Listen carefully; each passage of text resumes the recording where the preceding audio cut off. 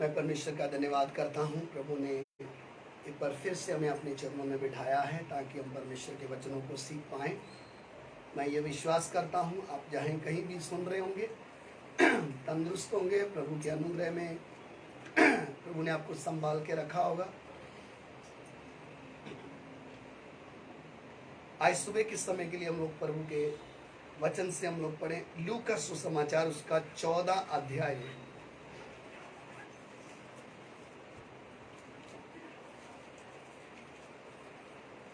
26 और 27 वचन पढ़ेंगे।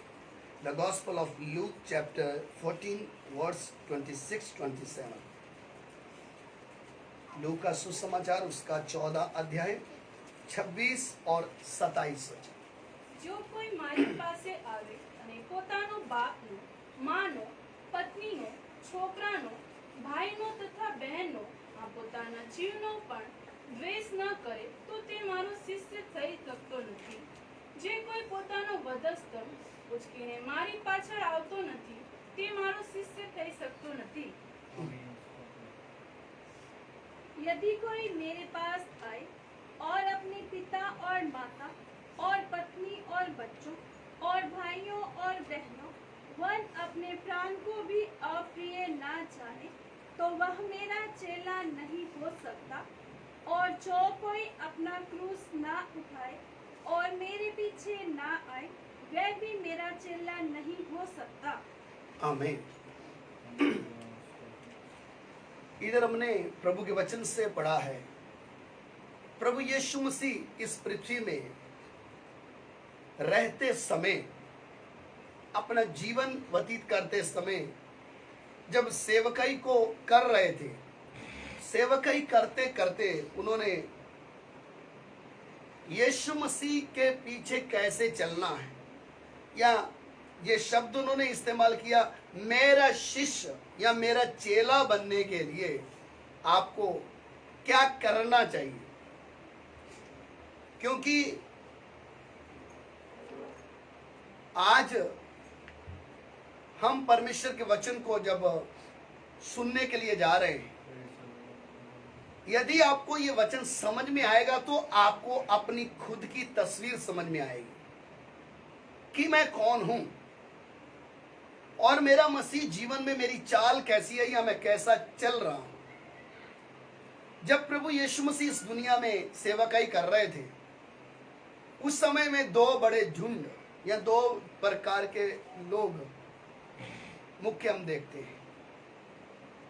यीशु के पीछे बहुत भीड़ चल रही थी और उस भीड़ में दो प्रकार के लोग थे, एक भीड़ थी, एक चेले थे। प्रभु यीशु मसीह बीमारों को चंगा करते थे, मुर्दों को जिलाते थे, लंगड़ों को चलाते थे, कोई भूखा है तो उसको खाना भी खिलाते थे। लेकिन यीशु मसीह का इस पृथ्वी में आने का उद्देश्य ये नहीं था। अच्छी तरह ध्यान देके समझे। प्रभु यीशु की सेवकाई में कितने अंधों को प्रभु ने चंगा किया, कितने लंगड़ों को चलाया, कितने मुर्दों को जिंदा किया, घोड़ियों को शुद्ध किया, बीमारों को अच्छा किया, रोगियों को अच्छा किया, ये सब किया। ये सब करते समय अच्छी तरह ध्यान देना, यीशु मसीह का उद्देश्य इस पृथ्वी में आना सिर्फ बीमारों को चंगा करना नहीं था। लोगों को आशीष देके बड़ा अमीर बनाना इस दुनिया में वो उद्देश्य नहीं है। आज कितने लोग सत्य वचन से भटकने का कारण क्या है? किसी के द्वारा कुछ चंगाई हो गई तो उन्होंने उसको अपना उद्देश्य मान लिया, इसलिए वचन की मुख्य सेवा छोड़कर लोगों को चंगा करने में मन बनाकर ऐसा सेवा शुरू कर दिया। लोगों को आशीष देना शुरू कर दिया, इसलिए उनको और कोई वचन दिमाग में आता ही नहीं। क्योंकि अब अच्छी तरह इसके पीछे एक कारण भी है।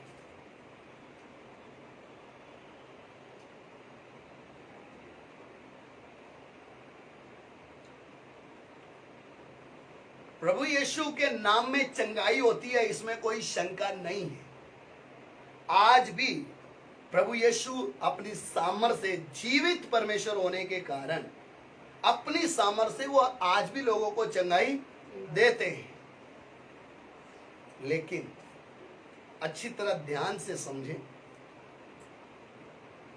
कई लोग एक बार कोई चंगा हो गया, कोई चंगाई उनके द्वारा हो गई, तो उनके मन में वो प्रशंसा पाने की अभिलाषा पैदा हो जाती है। लोगों के सामने मेरा नाम फेमस होना, इसलिए आप अभी देखोगे सोशल मीडिया में भी मैं कैसे चंगा, पास्टर प्रार्थना करते समय जब चंगाई हो रही तो सब हाईलाइट ज्यादा करके दिखाया जा रहा है।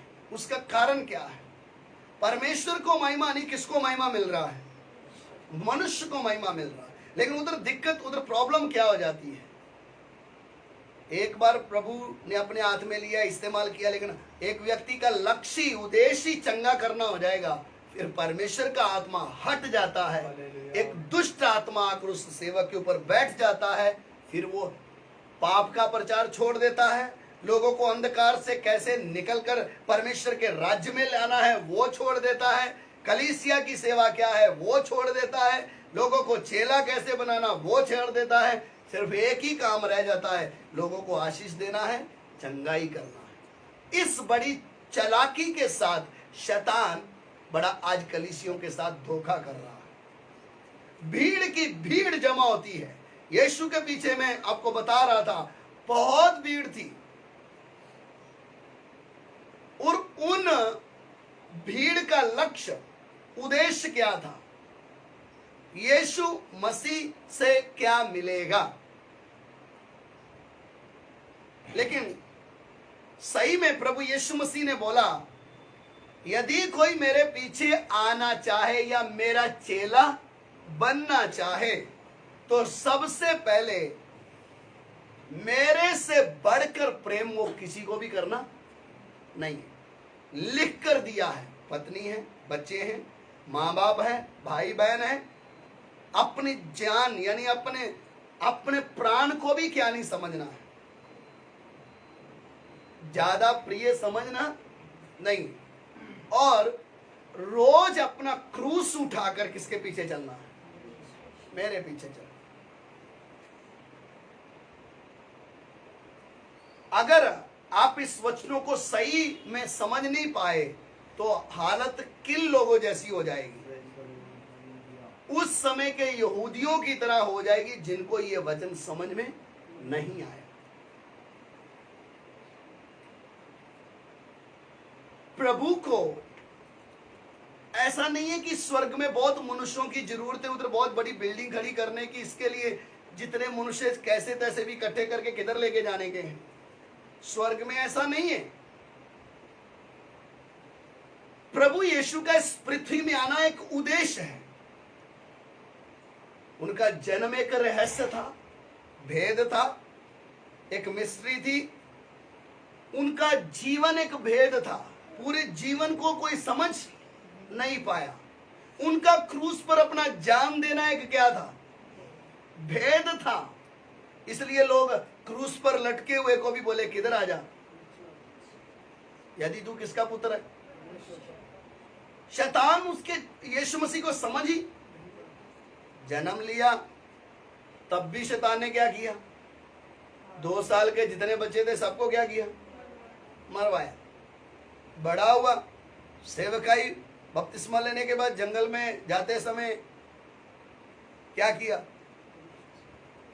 परीक्षा, जो लोगों की भाषा में क्या है, लोग बोलते 40 दिन का क्या है? उपवास है। आप वचन खोलकर अच्छी तरह पढ़ना है। भूख को सामना करने के लिए, उस परीक्षा पर जयवंत होने के लिए कितने दिन लगे? 40 दिन भूख लगने दी, ताकि रोटी पत्थर को रोटी बनाता है नहीं बनाता है। अगर 40 दिन का, आपके इस भाषा में 40 दिन का उपवास यीशु ने किया, हम भी इसलिए क्या कर रहे हैं? 40 दिन का क्या कर रहे हैं? उपवास। तो अगले साल यीशु ने क्यों नहीं किया? 3.5 साल क्या की? हर साल 40 दिन उपवास किया, हर साल 40 दिन का उपवास किया था। ये टोटली वचन के खिलाफ है ये काम। इसलिए धोखे में ना रहे कि 40 उपवास उतरे हैं फिर चढ़ गए हैं। कोई उतरता नहीं, कोई चढ़ता नहीं। यीशु मसीह बोला मैं एक ही हूं जो स्वर्ग से उतरा भी हूं और स्वर्ग पर चढ़ा भी हूं, इसके अलावा और कुछ भी नहीं है। यीशु मसीह उस समय भी शैतान आकर क्या बोला? यदि तू परमेश्वर का पुत्र है तो इन पत्थरों को क्या बोल? रोटी बन जाए। शैतान आइडिया मार रहा था, प्रभु ने वचन से क्या दिया? आखिरी सांस तक शैतान ने फिर एक क्या मारा? तीर। जो नीचे खड़े थे बोले क्रूस, यदि तू परमेश्वर का पुत्र है तो किधर से नीचे उतरा? तो नीचे उतर आने से इनको क्या फायदा होना था? इनको क्या मिलना था? इन्होंने तो फिर भी विश्वास नहीं करना था। लेकिन वो नहीं पूछ रहा था कोई और अंदर घुस के, यदि तू क्या होना है, किधर आ जा। तो अच्छी तरह समझना, उनका मौत भी एक क्या था?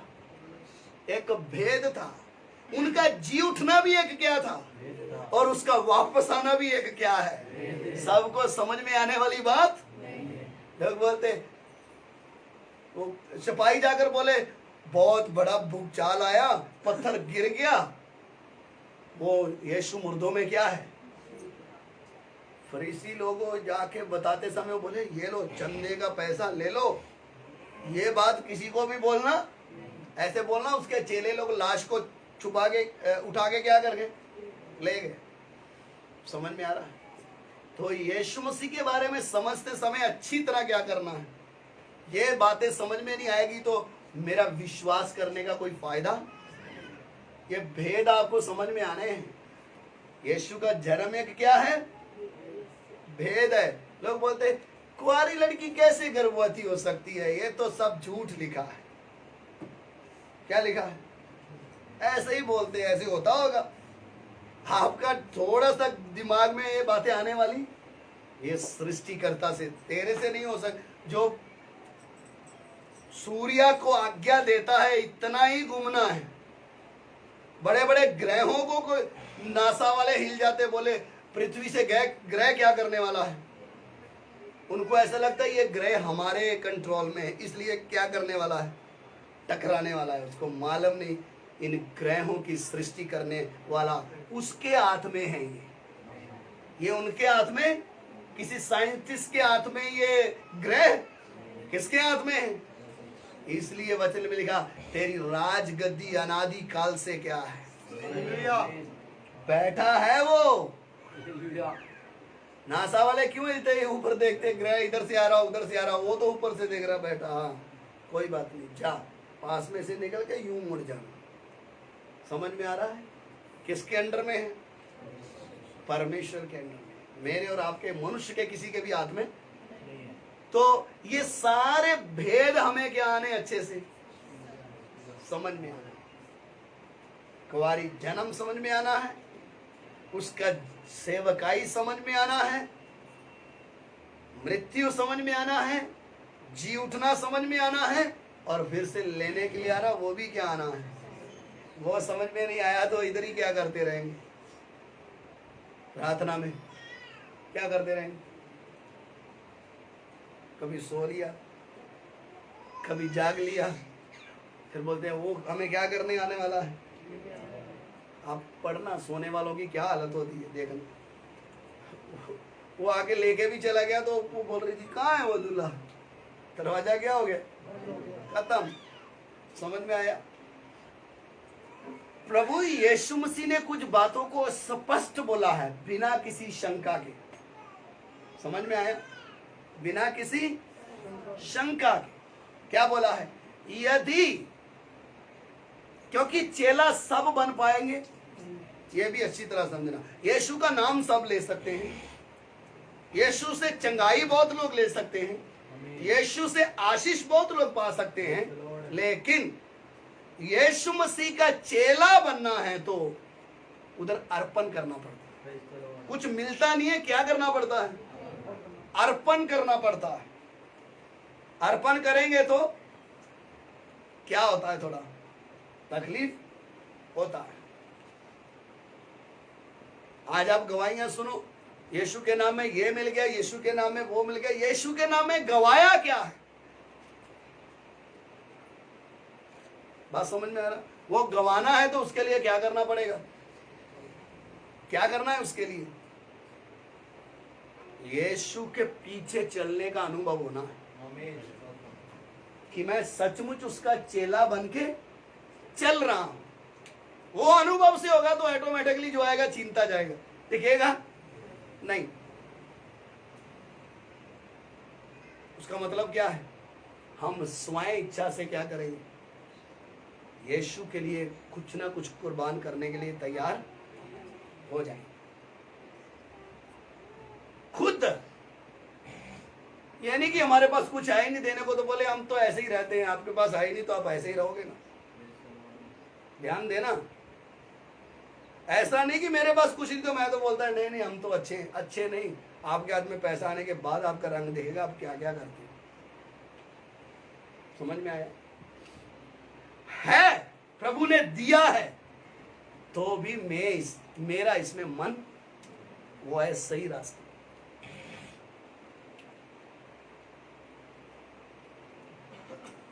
प्रभु यीशु के पीछे चलने का रहस्य, चेला बनना है तो उसके लिए है अपना क्रूस उठा के चलना। 10 रुपए का क्रूस गले में डालकर चलना नहीं, अपनी दीवार पे टांग कर चलने के लिए नहीं बोला, चर्च के ऊपर खड़ा करके लगाने के लिए नहीं बोला है। अपने क्रूस को उठाने का मतलब, जिस क्षण आप प्रभु यीशु के पीछे चलेंगे, आपके रिश्तेदार आपका निंदा करेंगे। आपका नौकरी में पता चल गया आप यीशु के पीछे चलने वाले, हो सकता है बॉस बोल दे कल से नहीं आना, आपको ऑफिस से निकाल दिया जाएगा। आपका समाज आपके क्या हो जाएगा, खिलाफ हो जाएगा। आपके घर वाले बोलेंगे घर का हिस्सा नहीं मिलेगा, क्योंकि तू किसके पीछे चल रहा है। वो है लॉस, वो है प्रभु के कारण हानि उठाने का मतलब। समझ में आ रहा है आपको? समय आने पे खुद क्या कर देना, इन बातों को अप्रिय, मेरे को ये प्रभु से बढ़कर चाहिए। घर वालों ने बोला तुम्हें हम जमीन भी दे देंगे, घर का हिस्सा भी दे देंगे, सब दे देंगे, लेकिन किसको छोड़ना पड़ेगा? गांव वाले क्या बोल रहे हैं, गांव से क्या कर देंगे, निकाल देंगे। समझ में? हम उस परमेश्वर के पीछे चलते हैं। भले क्रोध में ही बोला, लेकिन एक बड़ी बात बोली थी। किसको बोली थी पता है? मूसा को। इस टेढ़ी जाति से क्या हो जा, मैं तेरे से एक जाति क्या करना। समझ में? निकाल दो गांव से, हम अपना गांव बसाएंगे और उस गांव में यहोवा परमेश्वर की आराधना होगी। समझ में आ रहा है? तुम्हारे गांव से निकाल दो, हम किसकी आराधना करेंगे? और उस गांव का मालिक कौन होगा? उस गांव में यहोवा परमेश्वर की आराधना होगी। उस गांव के बच्चे संडे स्कूल पढ़ेंगे। समझ में आ रहा है? उनको मालूम ही नहीं चलेगा तुम्हारा बैकग्राउंड क्या था, तुम्हारा इतिहास क्या था। इसलिए प्रभु के कारण सही दिशा में जाएंगे तो किसी से भी ये आस नहीं रखना कि मुझे क्या मिलेगा, संसार का प्यार या तसल्ली सिवाय परमेश्वर के। और जिसको परमेश्वर से प्यार मिलता है, जिसको परमेश्वर से तसल्ली मिलती है, जिसको परमेश्वर से हौसला मिलता है, उस व्यक्ति को दुनिया का हौसला देने की जरूरत नहीं। उसकी चाल ही अलग होगी, उसकी मुस्कुराहट में ही परमेश्वर की उपस्थिति होगी, क्योंकि उसको मालूम है तेरे अलावा मेरा। इसलिए यीशु मसीह ने स्पष्ट बोला, मेरा चेला बनना है तो क्या करना है? मेरे से बढ़कर प्रेम किसी को भी करना, ये आप समझ लेना। मेरे लिए, आप सब के लिए। क्योंकि ध्यान देना, कई बार हम इस पृथ्वी में रहते समय हम क्या करते हैं, हद से ज्यादा प्यार कभी पत्नी को करने लग जाते, कभी बच्चे को करने लगते, कहीं होगा वो मोबाइल ही क्या बन जाता है। बच्चा गिर जाए तो गिर जाए, लेकिन किस में लगे हुए हैं, वो नहीं गिरना चाहिए। पैसा ही क्या है, प्यारा है। परमेश्वर के वचन को आप खोलकर पढ़िएगा। चेले लोगों ने प्रभु यीशु को एक प्रश्न पूछा, हम तेरे पीछे आए सब छोड़ छाड़ के, हमें क्या मिलेगा? सच है, भीड़ यीशु से कुछ पाने आती थी, लेकिन चेले, मत्ती चुंगी ले रहा था बेचारा, अच्छा उसका धंधा नौकरी चल रही थी। यीशु बोला छोड़, तेरे किसके पीछे आ जाओ, मेरे पीछे आ। मत्ती किसके पीछे? यीशु के पीछे। पतरस क्या पकड़ने वाला था? यूहन्ना, याकूब सब क्या पकड़ने वाले थे? सबका धंधा ठप करवा के किधर आ जाओ। कभी कभी भूखा भी रहना पड़ता था, इसलिए वो बाले तोड़ के क्या कर रहे थे? खा रहे थे। इसलिए आप अच्छी तरह ध्यान रखना, परमेश्वर के वचन को जब हम सुनते हैं ना, तो वचन को समझ लेना, मैं भीड़ में हूं या मैं चेला हूं, वो भी क्या करना है, अच्छी तरह समझना। चेला है तो उसके जीवन में सबसे पहला प्रेम किसके लिए? यीशु मसीह के अलावा और किसी के लिए भी उसके अंदर प्रेम नहीं होगा। उसको बोलने की जरूरत, अब आप बोलो, जिसको प्रभु से प्रेम है, वचन में लिखा अपनी पत्नी, बच्चे, माँ बाप, पिता, भाई बहन, अपने प्राण को भी आप प्रिय ना जाने, वो मेरा चेला। चेला बनना है तो रास्ता थोड़ा क्या है, क्या ठीक है? हाँ, भीड़ भड़के में चलना है तो वो थोड़ा क्या है, आसान है। मैंने पिछली बार आपको बताया, भीड़ चाहती थी हम कनान पहुंचना है, लेकिन बिना किसी मुसीबत नहीं चाहिए। तो प्रभु यीशु मसीह ने जब कड़क वचन ऐसा बोलने लगे, तो इसके साथ साथ एक और वचन पढ़ेंगे,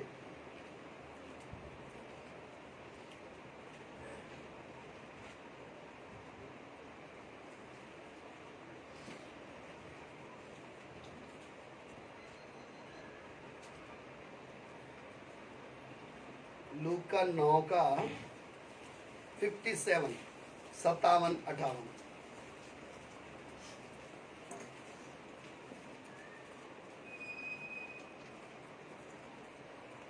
તેઓ માર્ગે ચાલતા હતા, તેવામાં કોઈકે તેને કહ્યું કે પ્રભુ, જ્યાં કહે તું જઈશ ત્યાં હું તારી પાછળ આવીશ. ઈશ્વરે તેને કહ્યું કે લોકડાને દર હોય છે અને આકાશના પક્ષીઓને માળા હોય છે, પણ માણસના દીકરાને માથું મૂકવાનું ઠામ ઠેકાણું નથી.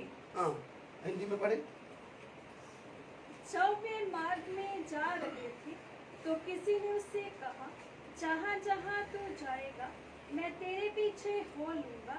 यीशु ने उससे कहा, लूमड़ियों के भट्ट और आकाश के पक्षियों के बसेरे होते हैं, पर मनुष्य के पुत्र को सिर धरने की भी जगह नहीं.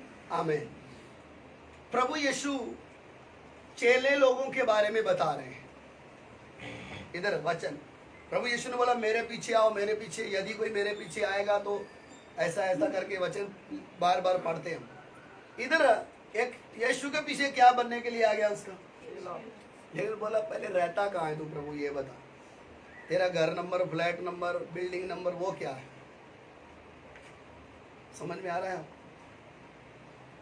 तेरे रहने का ठिकाना क्या है? मुझे तो वो उधर क्या है, उधर सिस्टम मुझे भी बता दे। प्रभु ने क्या बोला?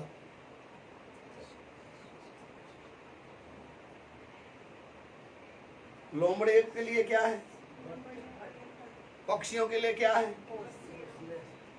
घोंसले, बसेरा है, मेरे लिए सिर रखने को भी। क्या सोच के आप यीशु के पीछे आओगे? कुछ समझ में आ रहा है आपको? क्या मिलेगा आपको ऐसे व्यक्ति से जो क्या बोलता है मेरा कोई ठिकाना ही, उसके ऊपर भरोसा करोगे आप? हले आजकल तो मसीह जीवन है, वो प्रभु के पीछे आएंगे, ये मिल जाएगा, वो मिल जाएगा, सब कुछ आमीन मिल गया, चलो। यीशु मसीह के शब्द हैं। किसी ने पूछा पास्टर जी रहते कहाँ हो? मतलब प्रभु जी आप ताकि रहने का ठिकाना कैसा होगा। इतने चमत्कार हो रहे हैं तो शायद बिल्डिंग भी तो बड़ी होगी ना। क्या बोला? लोमड़ी के लिए क्या है? बट है, पक्षियों के लिए घोंसले है, लेकिन मनुष्य के पुत्र को सिर रखने के लिए भी जगह नहीं है। कहानी उतरी उसकी क्या हो गई? एक और दूसरा पूछा। हाँ पढ़ो, हिंदी में पढ़े। उसने दूसरे से कहा, मेरे पीछे हो ले। उसने कहा, हे प्रभु, मुझे पहले जाने दे कि मैं अपने पिता को गाड़ दूं।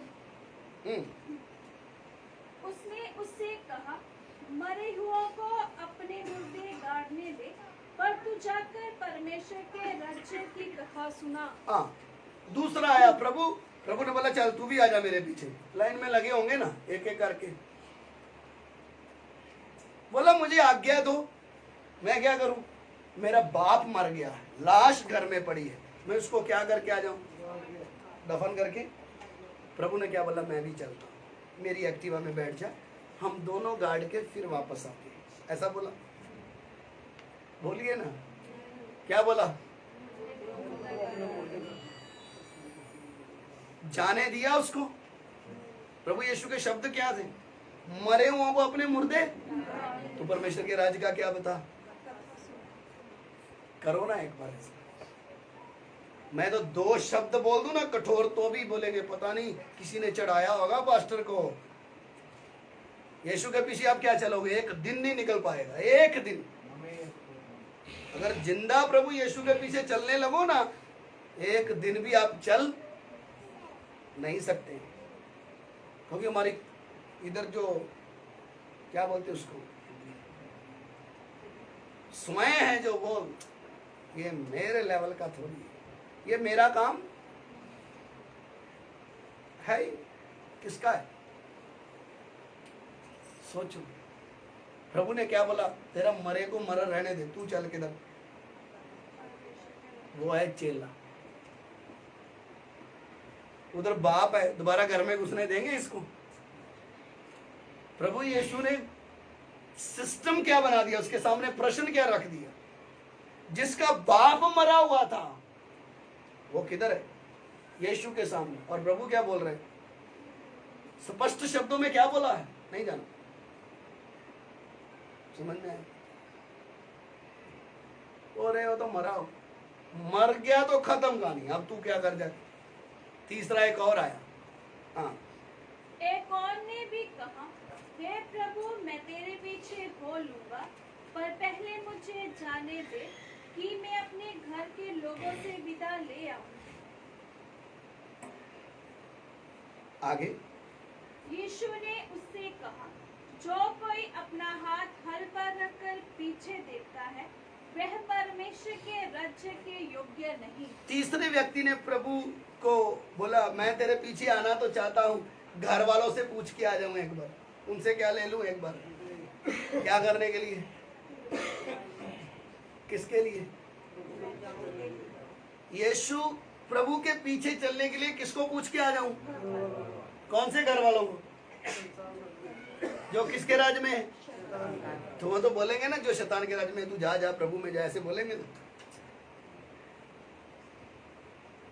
प्रभु ने क्या बोला? ये नहीं बोला ओहो एक विश्वासी बर्बाद हो जाएगा, मान तो एक नया विश्वासी आया था फिर वापस चला जाएगा। प्रभु ने क्या बोला? हल के ऊपर हाथ रख के जो किधर देखता है वो मेरे योग। बोरी बिस्तरा बांध और पक्का ही जाओ उधर, मिलजुल के रहे, क्योंकि वो फिर फोन कर दिया करेंगे, आजा भाई घर पे कुछ ऐसा हो गया है, फिर तुझे किधर जाना है। इसलिए अलीशा जब एलिया का चेला बनने के लिए आया तो वचन में लिखा 12 बैल के पीछे वो क्या कर रहा था? 12 जोड़ी बैल के पीछे क्या चला रहा था? जब बुलाहट मिल गई मुझे किसके पीछे चलना है? एलिया के पीछे चलना है। बैल भी हल भी सबको फूक के फिर ही किधर आया? किसके पीछे आया? एलिया के पीछे आया। बोल ताकि सेवा में फेल हो गया तो अब फिर से क्या चलाऊंगा? वो सिस्टम ही नहीं रहना। इसलिए प्रभु यीशु ने स्पष्ट कर दिया, जो हल पर हाथ रख के किधर देखता है? आगे देखना है, पीछे नहीं। वो मेरे योग्य है। इसलिए वचन को अच्छी तरह समझना। ये प्रचार कौन करेगा इतना कड़क? ऐसा करेंगे तो भीड़ आएगी नहीं। चंगाई लेने वाले आएंगे भी तो सुन के ही ऐसा डर जाएंगे। इधर त्याग भी होता है, यीशु के पीछे ऐसा भी होना पड़ता है। वो सुनकर ही बोलेंगे हम लंगड़े ही अच्छे हैं, लेकिन इधर जाएंगे हम बीमार ही अच्छे हैं, गोली खा लेंगे, लेकिन इस यीशु के पीछे चलेंगे। जब सच्चाई का प्रचार करेंगे भीड़ खत्म हो जाएगी, लेकिन चेले निकल कर खड़े हो जाएंगे। इसलिए मेरे प्यारों, आजकल चल रहा है जरा भीड़ का प्रोग्राम बहुत, थोड़ा माहौल गर्म होने दो। कईयों की दुकानें तो कोरोना में बंद होगी, अब कईयों की जब थोड़ा मुसीबत बढ़ेगी तब हो जाएंगी। टिका कौन रहेगा? सही वचन के अनुसार नींव डाला है। यीशु मसीह का चेला बनकर आया है ना, समय आने पे गर्दन कटवा देगा, लेकिन यीशु को छोड़कर नहीं जाएगा। वो है सेवा। और उसके खून से जितने बूंद गिरेगी ना जिस भी पृथ्वी में, उतने बाइबल लेके खड़े हो जाएंगे। वो यीशु का प्रचार करेंगे। हमें चिंता करने की जरूरत नहीं है। ये हमारा चर्च बहुत छोटा है, कम लोग आ रहे। अरे जो आ रहे उनको चेला बना दो। हिंदुस्तान में एक चेला यीशु मसीह का है। हिंदुस्तान में पवित्र आत्मा की आग लगा दी उसने। अभी तक बुझी नहीं है, फैलती जा रही है, दिन प्रतिदिन फैल रही है, रोज फैल रही है, हर घंटे फैल रही है। जब तक हमारा यीशु मसीह नहीं आएगा ये आग फैलती रहेगी। किसी में ताकत नहीं है इसको बंद करने की, क्योंकि ये प्रोग्राम मनुष्य की बुद्धि से नहीं, सर्वशक्तिमान परमेश्वर की बुद्धि से, उसकी सामर्थ्य से सब कुछ होता है। आमीन। इसलिए मेरे प्यारों, यीशु के पीछे चलते समय अगर समझ में नहीं आया, आप उसके चेले बनकर नहीं चले, तो आपका पैर मसीह जीवन में खोखला है। आप दब जाओगे नीचे। पाया मजबूत है तो दुख आने दो, मुसीबत आने दो, निंदा आने दो, विरोध आने दो, मारपीट आने दो। मैंने जिसके ऊपर विश्वास किया है मैं उसको जानता हूं। ये वचन आपको याद आएगा। प्रभु यीशु मसीह ने जब स्पष्ट शब्द बोले तो जो आए थे ना, और भी कड़क प्रचार जब शुरू हो गया, तो प्रभु के वचन में एक वचन लिखा, मुझे वो वचन बहुत बार तसल्ली देता है। वो कौन सा वचन है? यूहन्ना सुसमाचार उसका 6 अध्याय 66, gospel of John chapter 6 verse 66-67, यूहन्ना 6 अध्याय उसका 66 और 67। इस पर उसके चेलों में से बहुत से उल्टे फिर गए और उसके बाद उसके साथ ना चले। तब यीशु ने उन 12 से कहा, क्या तुम भी चले जाना चाहते हो? प्रभु यीशु मसीह ने जब थोड़ा कड़क प्रचार करना शुरू किया, वचन में क्या लिखा है, मैं एक बार फिर से ये वचन पढ़ना चाहता हूँ, थोड़ा ठहरा के पढ़ना। इस पर उसके चेलों में से बहुत से उल्टे फिर गए। कैसे फिर गए? उल्टे यानी वापस। कुछ लोग प्रार्थना कलीसिया में आते भी बड़ी तेजी से हैं और फिर वापस भी बड़ी तेजी से जाते हैं। वचन में लिखा है, ये वचन सुनकर, ये बातें सुनकर बहुत से चेले किधर चले गए? और अगली बात क्या लिखी है? हाँ, और उसके बाद उसके साथ ना चले। उसके बाद उसके साथ दोबारा ना चले। ऐसे भी होता है कभी कभी, यानी हमने जितनों को गवाही दी, जितनों के लिए मेहनत किया, सबके सब आपके ही सामने बैठेंगे। कुछ लोगों को वचन हजम नहीं होता है, वो छोड़ छाड़ के चले भी जाते हैं। किसको छोड़ के चले गए? ये वचन मुझे बहुत तसल्ली देता है, जिसमें कोई भी कमी नहीं, पूरा पवित्र, उसकी सेवकाई में, हमारे प्रभु यीशु की सेवकाई में भी उसको छोड़कर क्या होगा? हमें भी छोड़कर चले जाएंगे तो कोई बड़ी बात नहीं। समझ में आ रहा है? दोबारा लिख भी दे दिया, दोबारा वो साथ में आए, इतने डर गए वो, इतना उन्होंने कड़क फैसला ले लिया कि अब हम किसके पीछे नहीं जाएंगे, यीशु के पीछे जाएंगे। अब यीशु निराश होके क्या बोला? निराश, माफ करना, निराश वर्ड नहीं, एक वो शब्द ही ऐसा है कि तुम भी क्या करो, चलेगा। ऐसा ही लिखा है आगे। 12 को बोला जाओ। जब मान लो कुछ ऐसा माहौल हो जाए, कलीसिया में 40 लोग हैं, 30 चले जाएं, तो जो 10 बचेंगे उनको भी पास्टर क्या बोलेगा? तुम भी चले जाओ। ऐसा ही उधर हुआ, चेले उल्टे फिर के चले गए। प्रभु यीशु उनको भी क्या बोला? तुम भी जाओ। तब एक पतरस ने बोला, अनंत जीवन की बातें तो तुम्हें छोड़कर हम, एक चेले को समझ में आना है यीशु मसीह के पास अनंत जीवन है। हालेलुया। उसके अलावा मैं छोड़कर कहीं जा, अगर अनंत जीवन पाने आए हैं तो। अगर भूत निकालने आए, इधर नहीं निकला तो दूसरी जगह निकल जाएगा, इधर ठीक नहीं हुआ तो बाबा के पास धागा बंधवा के आ जाओ। ऐसा व्यक्ति चेला नहीं, वो भीड़ है। जो यीशु मसीह से कुछ प्राप्ति करने के लिए आ रहा है, वो चेला नहीं, वो भीड़ है। यीशु मसीह का चेला बनना है तो वचन के द्वारा नया जन्म पाना है। नया जन्म पाकर निस्वार्थ, मुझे यीशु मसीह से कुछ नहीं चाहिए, समय आने पे मैं अपना जीवन भी उसके लिए क्या कर दूं? अर्पण कर दूं। मैं उससे बढ़कर प्रेम किसी को भी कर नहीं सकता। अभी हम थोड़ी देर के बाद प्रार्थना में जा रहे हैं, उसके पहले एक वचन। परमेश्वर ने अब्राहम को चुना। अब्राहम को चुनकर एक दर्शन है, मैं तेरे लिए एक बड़ी जाति क्या करूंगा, मैं तेरा नाम महान करूंगा, मैं तुम्हें आशीष दूंगा। ये सब सुनकर अब्राहम किसके पीछे निकला है? परमेश्वर के पीछे। क्योंकि अब्राहम के पास कोई संतान नहीं थी। अच्छी तरह ये समझना, ये बात जब समझ में आई, मेरे से एक बड़ी जाति, मुझे संतान मिल जाएगी, अब्राहम प्रभु के पीछे निकला। लेकिन वचन कहता है थोड़ा समय चलने के बाद एक निराशा का जीवन अब्राहम के जीवन में दिखता है। प्रभु को पूछता है, तूने मुझे क्या नहीं दिया? संतान नहीं दी, क्या देगा मुझे? मेरे घर का सारा वारिस कौन हो जाएगा? एलियाजर मेरा नौकर। फिर से परमेश्वर ने उसको दर्शन दिया, आकाश के ताराओं को देख, इतनी तेरी क्या होगी। अब्राहम को एक हौसला मिला। फिर आगे चल के इस्माइल को पैदा किया। परमेश्वर ने समय आने पे बोला, इस्माइल मेरी योजना नहीं है, सारा के कोख से जो पैदा होगा वही वायदा किया हुआ बेटा होगा। फिर अब्राहम के घर में परमेश्वर स्वयं 2 दूत, अगले साल तेरे घर में बेटा होगा करके बोला। बेटा हुआ, उसका नाम क्या रखा? इसहाक। इसहाक रखते समय बेटा बड़ा हो गया। 24 साल परमेश्वर के पीछे चला, उसके बाद मिला।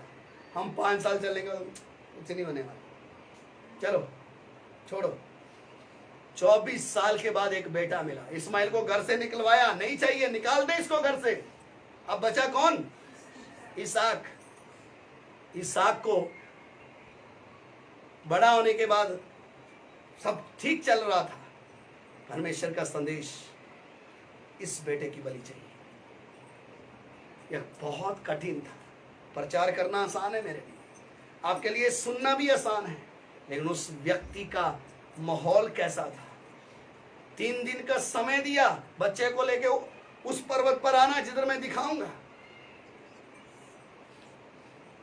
एक बाप के लिए 24 साल के बाद मिला बच्चा, और उसको भी क्या चढ़ाना है? अर्पण कर दे। अब्राहम चुपचाप बच्चे को लेकर किधर? पहाड़ पे। नौकरों को बोला इधर ही रुको। इसहाक को रस्सी से बांधा है। मालूम है ये कितना कठिन था उस व्यक्ति के लिए।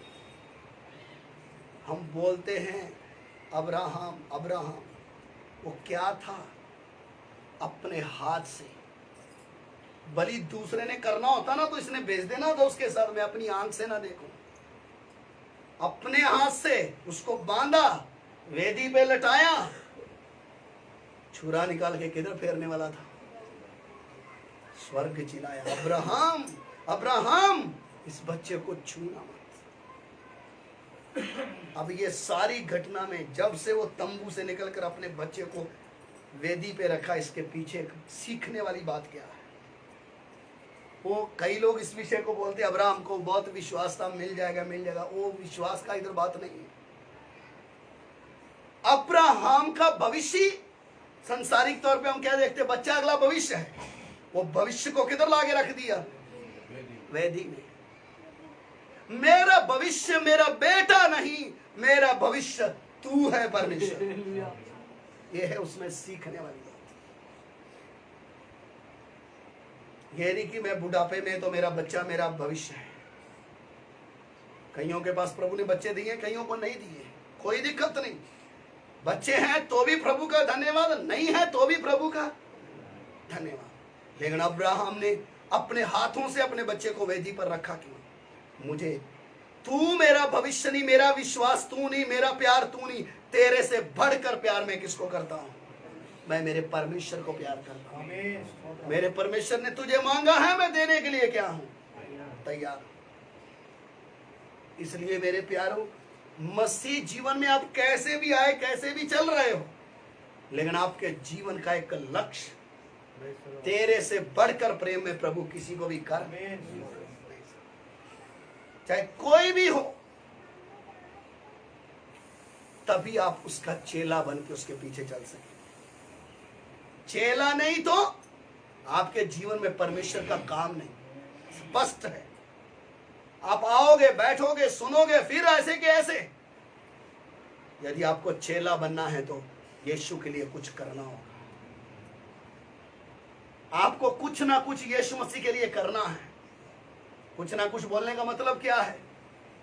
ये जीवन जब तक है मुझे उसके लिए जीना है। मुझे संसार के चक्रों में बढ़ना नहीं, बल्कि क्या होते जाना है? दिन प्रतिदिन कम होते जाना है। और नाश होने वालों तक मुझे यह संदेश पहुंचाना है, यीशु मसीह आपका उद्धारकर्ता परमेश्वर है। ये मेरी जिम्मेवारी है।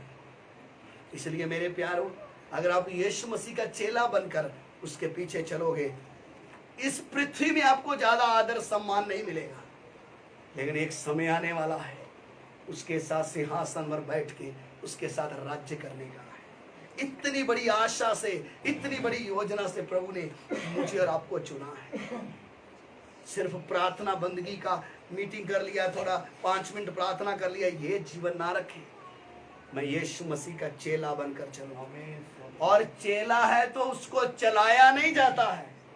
भैया प्रार्थना किया, भैया वचन सीखा, भाई प्रार्थना वचन बाइबल खोल के पढ़ा, वो चेला नहीं, वो धक्का मारू गाड़ी है। उसको धक्के की जरूरत है। जो चेला है वो खोलकर सीखता है। इसमें मेरा जीवन छुपा हुआ है, वो खुद पढ़ता है। उसको पूछने की जरूरत, वो सामने से पूछता है, इधर ऐसे लिखा है क्यों? इसका अर्थ मुझे समझ में नहीं आया क्यों? परमेश्वर क्या सिखाना चाहते थे क्यों? उससे पता चलता है ये घर में बैठकर अच्छे से क्या कर रहा है, पढ़ रहा है, सीख रहा है। सीखने वाले को टीचर की क्या पड़ती है? जरूरत पड़ती है। तो मेरे प्यारों, मसीह जीवन में चलाया नहीं जाता है, चला जाता है। सत्य समझ में आया, अब चलना है। कोई चलाने आएगा? पास्टर कलीसिया को यीशु के पीछे चलाने के लिए नहीं है। अच्छी तरह समझ लें, यीशु के पीछे मुझे खुद चलना है, क्योंकि मुझे सत्य समझ में आ गया है। नहीं तो नाश हो जाएंगे। क्योंकि पास्टर जिंदा है तो कलीसिया जिंदा है, क्योंकि रोज धक्का मार रहा, इसको मार रहा, उसको मार रहा, इसको मार रहा। वो मर गया तो कलीसिया भी मर जाएगी। सत्य समझ में आया, अब मुझे चलना है। किसके पीछे? जिसने मेरे लिए क्रूस पर जान दिया, मैं उसके लिए जीना है। तभी आएगा वो है चेला। उसको दूसरों से तसल्ली पाने की जरूरत, उसके साथ बैठने वाला खुद तसल्ली पाता है। उसके जीवन से औरों को आशीष मिलती है। उसके जीवन से औरों को एक नया बल मिलता है, एक नई सामर्थ मिलती है, क्योंकि ये यीशु मसीह का क्या है? चेला है। इसलिए आज सुबह के समय में मैं भीड़ में हूं या मैं चेला हूं? मेरे काम कैसे हैं। आइए अपनी आंखें बंद करें। हालेलुया।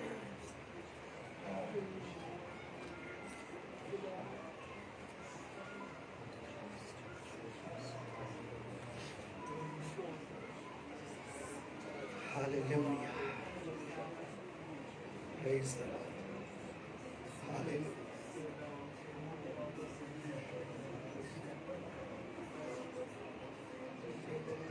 Hallelujah.